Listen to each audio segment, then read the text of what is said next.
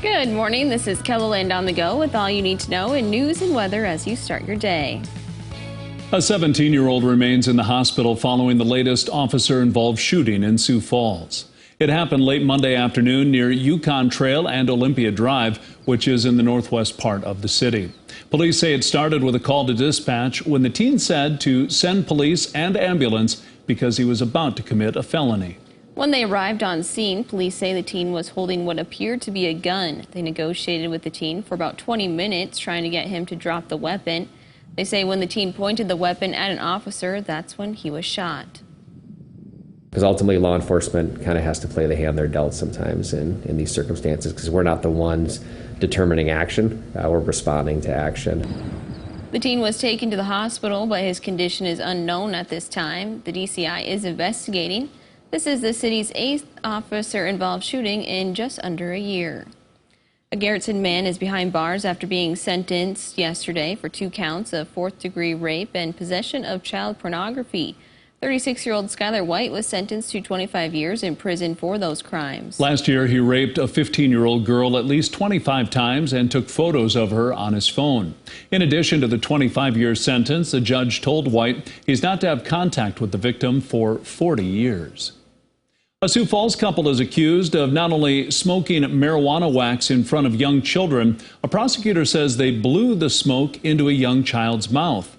Authorities say an older child told another parent about what happened, and investigators found enough evidence in the home to arrest James Dossett and Cassandra Broneman on Monday.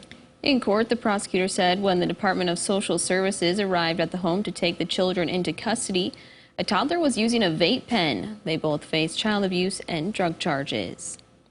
A 21-year-old Sioux Falls man is behind bars accused of killing a 3-month-old puppy. The prosecutor says Stephen McElwain was upset because the Chihuahua Dachshund mix went to the bathroom in the house.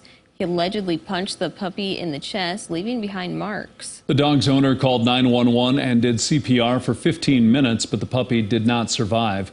McElwain is charged with animal cruelty and is being held on a $2,500 cash-only bond.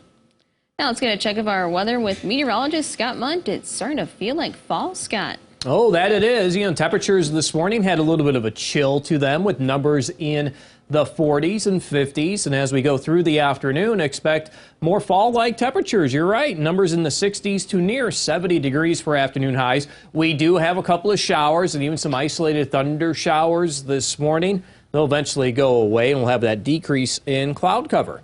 More details on your forecast with Brian coming up. Thank you, Scott. During Monday's Sioux Falls Public Safety Update, officials highlighted the trend of repeat offenders. Mayor Paul Tenhaken cited known offenders. Have been known to us in law enforcement, have been known to us in the community, people that we've seen before, potentially on parole, potentially people that have had previous arrests by our law enforcement. A KELOLAND.com original story by Ray Yost discusses the city's trend in repeat offenders. A South Dakota Ethics Board is keeping quiet about the action it took after finding there was evidence Governor Kristi Noem improperly intervened in her daughter's application for a real estate appraiser license. A lawyer hired by the board says that the appropriate action the board determined in the complaint will remain confidential. The board appeared to let Noem decide whether to defend herself in a public hearing or simply accept the appropriate action and let the matter quietly die. Government ethics experts say the lack of transparency undermines public trust in the board. The White House estimates more than 174,000 South Dakotans will qualify for President Biden's student loan forgiveness program. That's about 20% of the state's population.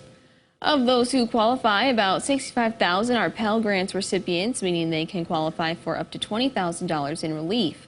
According to the Federal Reserve of New York, South Dakotans hold nearly $4 billion in combined student loan debt.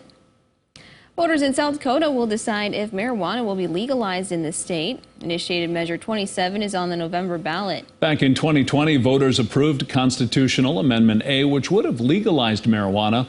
However, the state Supreme Court decided the amendment was invalid.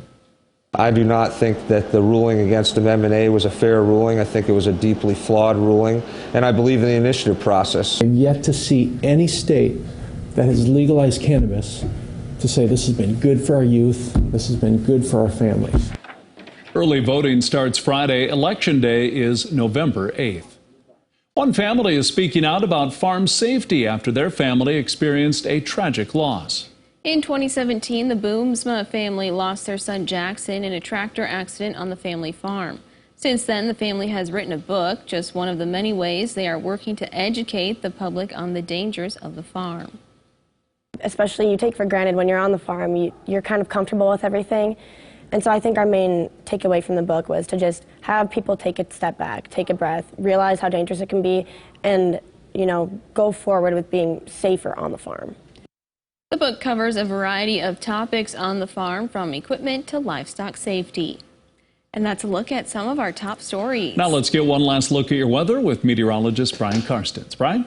All right, weather today, well, we're held down in the 60s this afternoon for highs after passing showers this morning out there. And again, if you get underneath some of these bands of rain, it may turn wet for a while and just kind of slow you down outside for at least some segments this morning. But I do expect as we head through the afternoon, a lesser trend on radar. More of that pushes into Nebraska. And by the way, with some clearing going on today and tonight, northeast South Dakota, it's going to be chilly in the morning. We're going to be 35, 37 for lows, probably around Aberdeen and Watertown.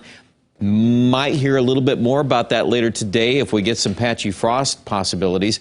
Sioux Falls are forecasting a low at 42, so we should stay out of that. But I do expect tomorrow thickening clouds, developing shower chances west river. Winds will be out of the south tomorrow or southeast. They'll be quite gusty and rapid, at least 20 to 40.